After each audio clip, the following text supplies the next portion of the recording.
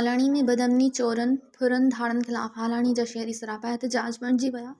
3 ॾींहं अॻु डॉक्टर अब्दुल रशीद अहमान जे घर में लॻल धाड़े खिलाफ अहमान हाउस वटां सभई मुख़्तलिफ़ बिरादरी जे माण्हुनि शहरनि रैली कढी थाणे अॻियां धरणो हयो।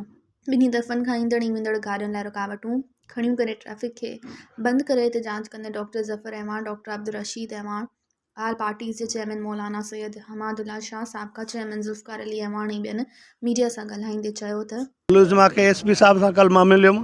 एसपी साहब चयो तूं फ्राडी आहीं, तुंहिंजो को बि ॾोह न थियो आहे, तव्हांजो को प्लाट जी दुश्मनी आहे जंहिंजे करे तव्हां इहो ड्रामो कयो आहे।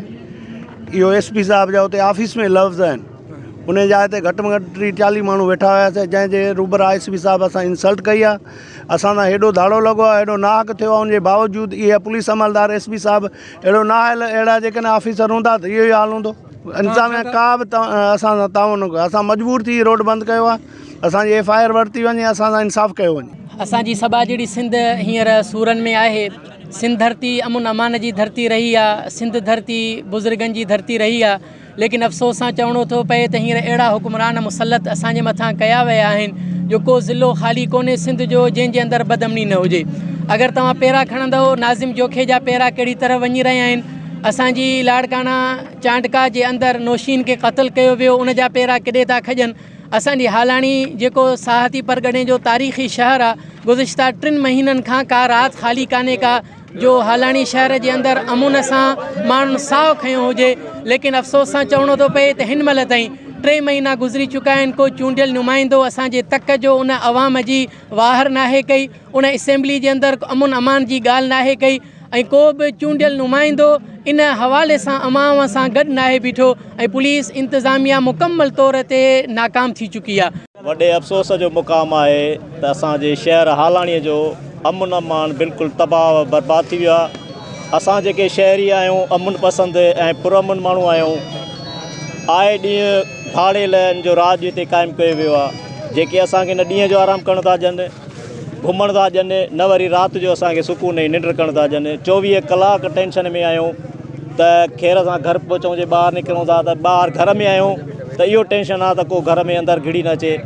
हे जेको हेतिरियूं सारियूं वारदातूं थियूं आहिनि, इहे जेको आहे सो मां चवंदुसि पुलिस इंतिज़ामिया हथ सां पई कराए। बरंदड़ बाहि हालाणीअ वासियुनि खे पंहिंजे लिपेट में आणे छॾियो आहे, ऐं हितां जो को बि माण्हू अमुन अमान जे हवाले सां महफ़ूज़ न आहे।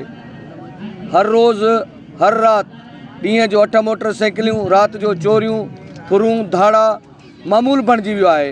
ईअं थो लॻे ॼण हालाणीअ खे ऐं हालाणीअ जे लोपर माण्हुनि खे फ्री हैंड ॾिनो वियो आहे, जेके सरेआम ॾाढो दीदा दिलेरीअ सां हथियारनि जे ज़ोर ते शरीफ़ माण्हुनि, कारोबारी माण्हुनि जे घरनि में घिरी करे उन्हनि जो अलाह तला ॿुहारे करे दीदा दिलेरीअ सां निकिरी था वञनि, पर उन्हनि खे रोकण टोकण वारो ऐं गिरफ़्तार करण वारो को बि न आहे। वॾे अफ़सोस सां चइजे थो त 1.5 महीनो अॻु मेमण बिरादरीअ जे माण्हुनि में हथियारबंद घरनि में घिरी करे उन्हनि खे हथियारनि जे ज़ोर ते यरगमाल बणाए उन्हनि जे औरतुनि जा सोना ज़ेवर माल मिल्कियत खणी रफू चकर थी विया। अञा उहा शइ असांजी वापसि न आहे थी त वरी अॼु 1.5 महीने खां पोइ ॿियो धाड़ो अब्दुल रशीद अहमान साहब जे घर में जेको आहे सो लोपर धाड़ू घिरी करे उनजो अलाह ताला ॿुहारे करे रफू चकर थी विया आहिनि। ऐं इंतिज़ामिया ज़ुले इंतिज़ामिया हितां हालाणी जे माण्हुनि खे बेयारो मददगार छॾे ॾिनो आहे। जेको अचे लुटे वञे, जेको अचे फुरे वञे, उन्हनि जो केर बि तदारक करण वारो कोन्हे।